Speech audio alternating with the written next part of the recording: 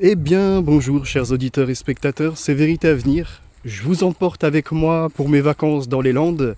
Hier j'étais à Bayonne, aujourd'hui c'est Souston. Alors c'est vrai que certains peuvent se dire qu'est-ce qu'il fait au bord d'un lac alors qu'il y a plein de plages.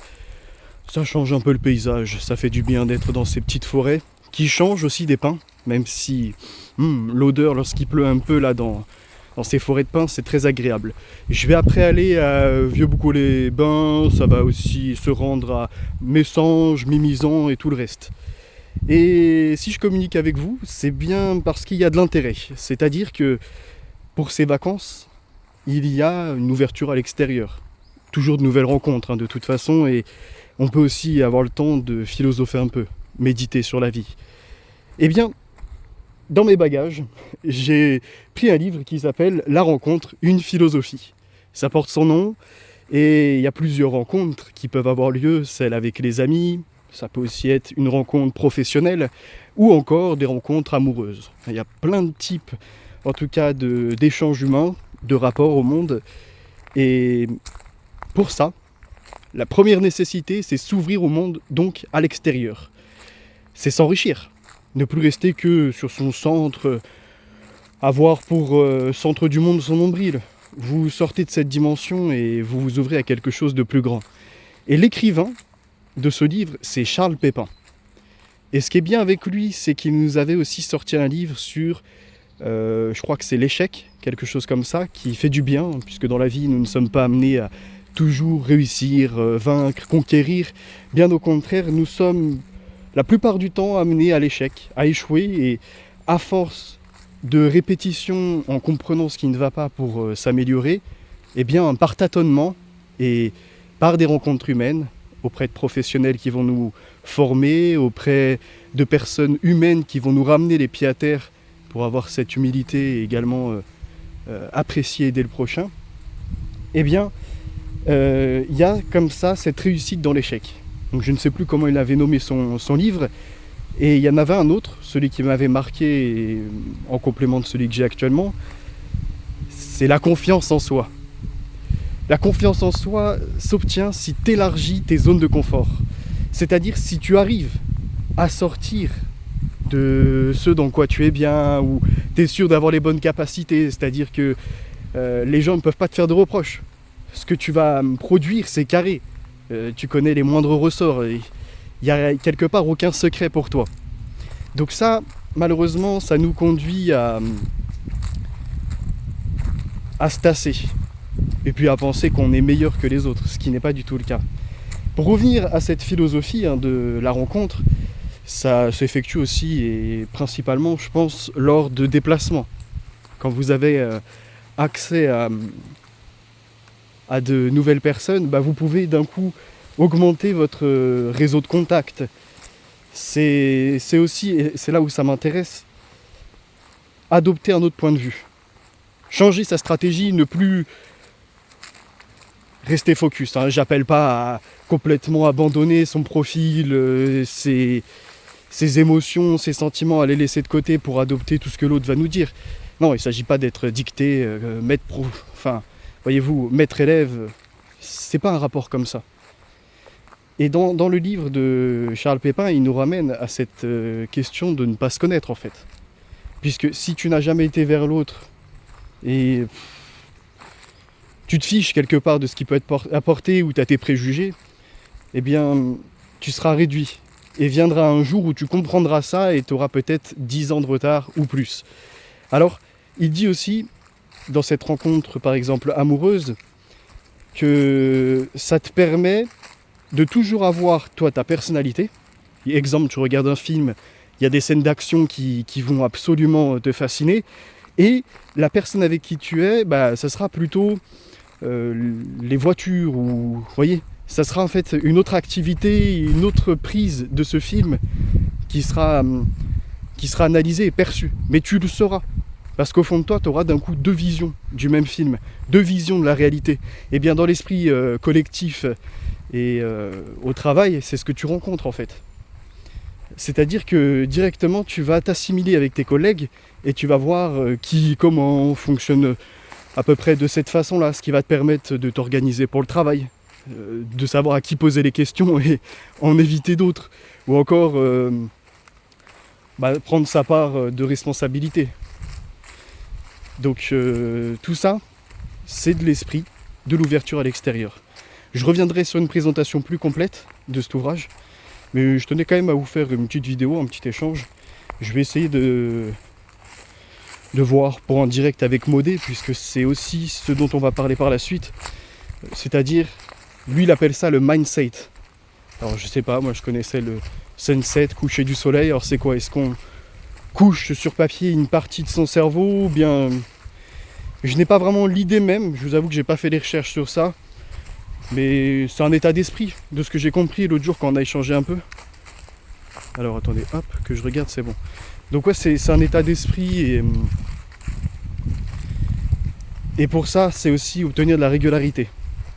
D'où ces trois thèmes qui se rejoignent un peu. C'est-à-dire que pour voir que nous ne sommes pas forcément experts et que nous avons énormément de failles, il faut se confronter à l'autre. Par ses idées, par ses prises de position, tout ce qui est de l'ordre des ambitions. Aussi, comment tu vois ton avenir. Et surtout, qu'est-ce que tu mets en œuvre pour pouvoir le construire, y donner suite. Parce que c'est bien beau de se plaindre de tout ce qui ne va pas dans la société. Mais si toi, tu n'agis jamais dans le bon sens et que tu attends après tous les autres en te disant de toute façon, ce monde est pourri, il n'y a plus rien à en attendre, et puis après moi le déluge, finalement tu rejoins les 68 arts, ceux que tu vas critiquer aussi. C'est pas remettre le tout à plus tard, c'est se mettre à l'action, mais de façon coordonnée. Avec les gens, avec ton environnement, ceux avec quoi tu peux être porté. Je ne sais pas si vous arrivez à me suivre, parce que tout ça, ça mène à 2 voire 3 dimensions. La dimension de sa propre personne, être, la dimension du non-être, c'est-à-dire adopter ce qu'est l'autre, que ce je sort. Vous voyez, c'est plus je là, cette fois-ci c'est toi ou l'autre, il encore. Et à partir de là, ça te permet d'élargir en fait ton prisme. Et le non-être, c'est tout ça. Mais ça va construire ton être, puisque ça va t'instruire, ça va te disposer des questions que tu n'aurais pas forcément eues tout seul. Et à partir de là, c'est toute une réorientation de ta vie aussi que tu peux faire. Des fois on dit, une rencontre a complètement chamboulé le cours de mon existence. Une rencontre m'a permis une grande opportunité. Bon, il y en a d'autres qui sont moins agréables aussi, il ne faut pas se leurrer, tout le monde est gentil, et il y a seulement des personnes qui nous veulent du bien. Mais même là, dans ceux qui nous ennuient, on y retrouvera une forme d'accomplissement. C'est-à-dire qu'on aura cette possibilité de cet échec, de cette méchanceté ou non, soit de se porter vers la vertu, c'est-à-dire qu'on sait comment ils fonctionnent ces gens, mais peut-être qu'un jour on pourra opérer un changement ou en tout cas produire, je crois que c'était un film qui s'appelait Un monde meilleur ou quelque chose comme ça, où c'était un môme qui allait aider une personne et qui lui disait « Si je t'ai aidé, demain tu feras la même chose à 3 personnes et tu leur diras la même phrase, si je vous ai aidé, etc. » Là c'est aussi la loi du pardon. C'est-à-dire que tu as rencontré des fois des personnes qui vont être nuisibles, certains appellent ça des toxic people, ces personnes qui sont toxiques, qui n'ont qu'un objectif, c'est te détruire, te ramener à être à moins que rien, à te dévaluer. Pourquoi? Ça dépend. Soit par esprit de perversité, parce qu'il aime bien appuyer et enfoncer les gens au lieu de les porter vers le haut. Soit parce que c'est quelqu'un d'égocentrique, donc il a besoin de se sentir rassuré, vous voyez, par esprit de comparaison dont on avait déjà parlé, puisque ça nous mène à des gens totalement malhonnêtes, qui n'en ont que faire, des vérités, des gens aussi, vous voyez. Ils sont prêts à tout et n'importe quoi. Et donc, dans cette philosophie, on en vient à se métamorphoser, on en vient à apprécier l'avenir aussi, puisque si nous tentons de l'améliorer et que nous pouvons créer des générations comme ça qui en feront de même, en fait c'est un esprit d'éducation, d'instruction. S'instruire à la vie, ça c'est pas une journée, ce n'est pas seulement par un cursus scolaire ou parental, c'est en fait tout au long de sa vie, et nous avons toujours à apprendre les uns des autres. que ce soit les anciens entre eux, mais également des jeunes auprès d'anciens, tout comme ces personnes qui commencent à être âgées ne doivent pas se détacher d'une jeunesse parce qu'ils auraient acquis un savoir total et au cours de leur expérience de vie, ça y est, ils ont fait bon nombre d'entreprises, ils ont des diplômes, donc ça leur permet de subtiliser la parole aux jeunes en disant non mais tu ne seras pas compétent, non mais si. Vous voyez, et ça je vais essayer de l'inscrire dans le livre que je vais vous produire. Alors je ne sais pas pour combien de temps j'en ai, parce que là du coup ça sera de ma plume, c'est pas le même exercice que de faire un assemblage qui était quand même long. Et dedans je vais remettre une partie de mes mémoires de quand j'étais plus jeune. Je pense que nous avons tous été comme ça. Essayer de se mettre dans les propos d'adultes, dans des actions d'adultes. J'ai pris l'exemple, vous voyez, de lorsque on est livré d'un ster de bois ou deux, lorsque autrement ça part faire un barbecue, où les mômes vont quand même essayer de participer, prendre une bûche par une bûche, ou pour le barbecue, si vous êtes en nature, aller chercher les brindilles, vous voyez, pour allumer le... En fait, c'est la mission, c'est trouver son utilité dans la société. Et à partir de là, quand tu t'accomplis par des missions, eh bien, tu continues à avoir cette notion d'être. Tu es vivant, tu es toujours en mouvement, tu t'améliores, tu n'es pas là, finalement, à devenir inerte sur un point mort. C'est un tout. Et donc méditer la vie, c'est aussi ça, c'est-à-dire que derrière, ceux qui ont construit des dogmes, je pense par exemple à l'Église catholique, eh bien oui, il y avait l'appui sérieux des prophètes, de certains saints qui ont été inscrits comme tels après le IIe siècle, même il me semble jusqu'au XIIe plutôt avec l'Église. Mais à la base, on a un message. On a des prophètes, on a l'annonciation d'un Messie, et le Messie accomplit les choses, partage l'esprit, c'est ça l'objectif, pour montrer aux hommes. C'est pour ça qu'il est d'ailleurs nommé à certaines reprises et dans plusieurs chapitres, Jésus-Christ, là dont je parle, Yeshua bar Eli ou Yeshua bar Yosef, c'est de l'ordre du Fils de l'homme, parce qu'en fait, il montre ce que les hommes vont accomplir, le pardon, éviter l'adultère, voire carrément ne pas être dans une perversité immédiate, où la rencontre ne peut s'effectuer, tu ne découvres pas l'autre, tu veux seulement profiter, comme si c'était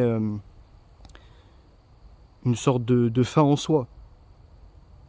Et l'autre, c'est pas, tu vas le découvrir et peut-être qu'il viendra à te chambouler et à créer une désorientation. Non, là, tu veux absolument imposer à l'autre ce que tu veux. Et donc par technique de manipulation, de programmes neurolinguistiques, comme ça, des rapprochements vont s'opérer, mais ils ne sont pas naturels. Et les personnes, souvent, sont vulnérables, c'est-à-dire qu'elles se sentent trompées après. Et ce qui mène à des couples qui ne durent pas, 2 mois, 6 mois, où le bébé naît et ça y est, se sépare. À d'autres qui n'ont pas pris, en fait, ce temps-là. Parce que il faut absolument être toujours plus vif, plus rapide, ce qui mène à être plus conquérant. Et ça, malheureusement, ça casse tout un schéma. Vous voyez, c'est comme là, par exemple, se balader en nature. Il y a celui qui va faire sa randonnée parce qu'il veut pratiquer du sport. Il y a celui qui va être dans une première découverte du terrain, il va y aller doucement. Il y a l'autre, amoureux de la nature, qui peut vraiment observer le moindre des détails. L'autre qui aime les animaux. Bref, il y a plusieurs profils pour un même environnement. Et c'est ça justement, la rencontre, c'est par exemple sur un chemin comme celui-ci, bon là il n'est pas très occupé aujourd'hui apparemment, mais vous pouvez avoir des randonneurs, voir aussi un couple se balader parce qu'ils sont en vacances. C'est un tout. Et le monde justement est comme ça. Et dans le livre de Charles Pépin, il dit que même Dieu en soi existe pour rencontrer l'autre. C'est-à-dire qu'il ne va rien nous imposer. Il y a en effet des lois établies. Et j'ai même été, pour vous dire, assez surpris, parce que dans la Bible, je suis tombé sur un passage que je vous retrouverai, qui est inscrit que même si le blasphème c'est mal, le blasphème est pardonnable. C'est-à-dire que pour Dieu, c'est pas le péché ultime. Le seul péché qui n'est pas pardonnable, c'est inscrit comme tel, c'est celui contre l'esprit. Donc déjà, on a bien une séparation de Dieu et de l'esprit. Et en soi, pour découvrir l'esprit, comme tout un chacun, ça va être un exercice avec des questions à poser, des réponses qui vont nous être apportées, mais qui peuvent nous troubler, où on ne sait plus vraiment ce pourquoi on est là, où nos compréhensions se retrouvent carrément limitées. C'est l'infiniment grand qui prend naissance quelque part dans l'infiniment petit. Dans une dimension d'esprit non palpable, non mesurable, c'est là qu'on va retrouver l'infini, les créations, les civilisations, en fait tout ce qui est de l'ordre de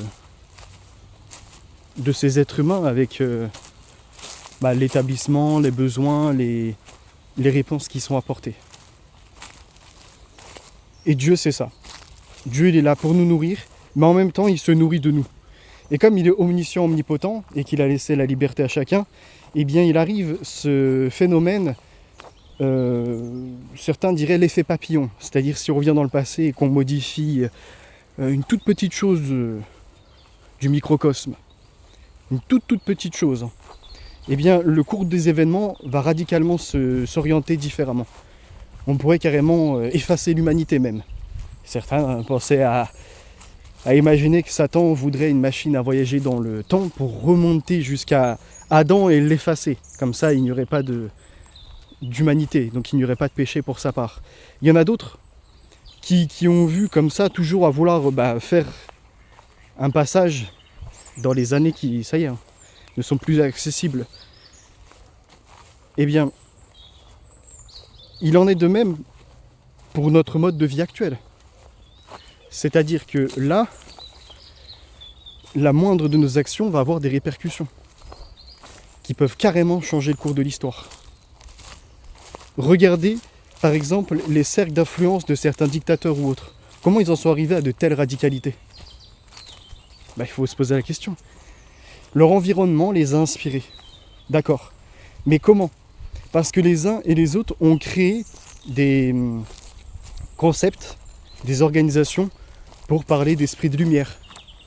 Pourquoi pas, au nom de la science, utiliser la craniométrie pour séparer les humains les uns des autres. Au nom de l'intelligence, penser à un quotient intellectuel et l'évaluer par rapport à de la logique, par rapport à des tests. Et tout ça pour créer des catégories d'humains. Parce qu'on n'accepterait pas de voir un homme, par exemple, difforme, avec une même intelligence que quelqu'un qui aurait un grand charisme et puis qui n'aurait jamais eu d'échec dans sa vie, voyez. Et comme ça, par ces esprits de frustration, quelque part, de comparaison et aussi de tentation de tout bien mettre, de se dire que la nature, il n'y a pas de désordre. La nature, c'est l'ordre par nature. C'est-à-dire, les mutations qui sont exercées, ce n'est pas le hasard. C'est 0-1, c'est du binaire. Et c'est que des rencontres comme ça, en chaîne, qui entraînent des rationalités, qui entraînent des sortes de fonctions. Je ne sais pas si vous arrivez à comprendre là où j'en viens. C'est pour vous dire que si elle est comme ça, la nature, eh bien, on peut l'examiner de l'extérieur, savoir quel est le corps malade, quel est celui qui va déranger une société. Donc, penser à ce moment-là à l'écarter. En isolant le sujet qui pourrait nuire à tout le reste, on l'écarte. Et c'est ce qu'ils ont tenté par les différentes opérations jusqu'à Hitler et l'Action T4 avec Himmler, avec les Lebensborn Programme, l'idée de faire des bébés bien nés, de l'eugénisme. Et il y a un livre que je lis actuellement qui s'appelle Eugénie quelque chose, qui revient à ça. Parce que la personne, elle prend son exemple. Elle dit,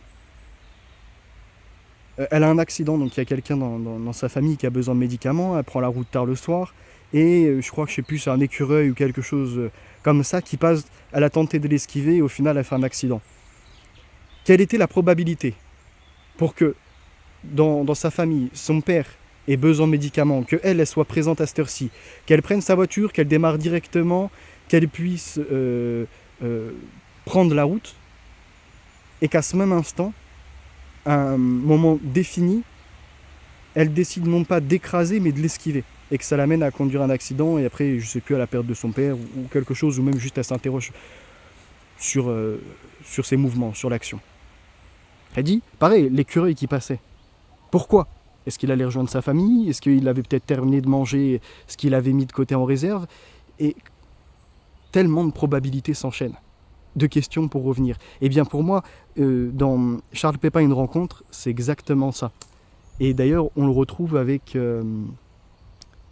Dieu, omniscient, omniprésent, ce que je développais tout à l'heure, en vous disant qu'en fait, il connaît la finalité, mais à tout instant, et c'est pour ça que la révélation Apocalypse, personne ne connaît la date, parce que ça va être un enchaînement de comportements. Soit on va vers le précipice, et donc vers un jugement final, soit l'humanité se rattrape, et après on verra comment on s'oriente. Mais comme Dieu est omniscient, omnipotent, il sait que peu importe les siècles, peu importe les millénaires passés, il y a toujours cette probabilité qu'on fasse tous les mauvais choix, qu'on fasse ces mauvaises rencontres, qu'il y ait de nouveau un dictateur et que de problème ou autre, on en vienne à voter pour lui et à appliquer tout ce qui pourrait être proposé dans un programme bien radical. Et c'est là où on fait l'erreur. Et elle est toujours existante, cette erreur. Elle l'a été au 1er siècle, elle l'a été au 10e, elle l'est encore actuellement. C'est ce à quoi ça nous ramène. Alors je pourrais continuer d'échanger avec vous, mais je vais vous laisser sur ces mots, ça fait 22 minutes à peu près, et je reviendrai peut-être au cours de mes vacances, en forêt ou non, on verra, ou auprès de la plage, à voir. Merci pour votre écoute, n'hésitez pas à réagir. J'ai essayé d'être clair, utiliser plein de mots différents pour éviter ce qui est de l'ordre des répétitions. Comprenez bien le message de fond, c'est très très important. C'est se trouver soi par l'autre. Se réaliser également par l'autre. Mais ce qui signifie que si nous, on est dans ce besoin, eh bien, ceux qui nous entourent le sont tout autant. C'est comme ça justement qu'on fait société, qu'on avance dans la civilisation et qu'on a pu révolutionner. Je pense à Satalyuk, je pense à Jericho et à d'autres. Ils ont su se structurer en mini-société, à révolutionner après avec l'écriture cunéiforme et puis les autres formes d'écriture qui vont suivre, par le mot, par nos échanges, exactement l'oiseau. Voyez, chacun a son langage justement. Et nous en sommes arrivés là, à carrément développer des technologies qui peuvent aussi agir pour le bien de nos vies. Ce que j'entends par là, c'est des personnes qui ont de graves problèmes de santé. Aujourd'hui, on sait adoucir leurs maux. On sait également stabiliser certains problèmes. C'est un tout. Les infirmiers, infirmières sont malheureusement peut-être en manque de personnel, mais font leur nécessaire pour être auprès des patients. Et il y a bien d'autres exemples comme ça. C'est pareil quand on est en vacances, il suffirait de voir les gauchistes pour en rigoler, parce que de leur côté, c'est une forme de capitalisme de partir en vacances. Ça signifie que des maisons vont être vides une partie de l'année et qu'on attende sans abri. Alors on peut l'entendre. Mais combien gardent justement le courage, l'essence même de qui ils sont par ces vacances, qui en une semaine ou en 2 semaines peuvent les revigorer, leur redonner envie de faire société, de se rapprocher des leurs également. C'est important. Dites-moi en commentaire si vous avez des réactions, s'il y a des choses que vous souhaitez que j'améliore aussi, et surtout si là dans ce genre de vidéo où j'échange avec vous, on fait des petits tours de livres, aussi des choses basiques en soi, ce qu'est la vie. N'hésitez pas. A très bientôt, la vérité est notre avenir. Bye.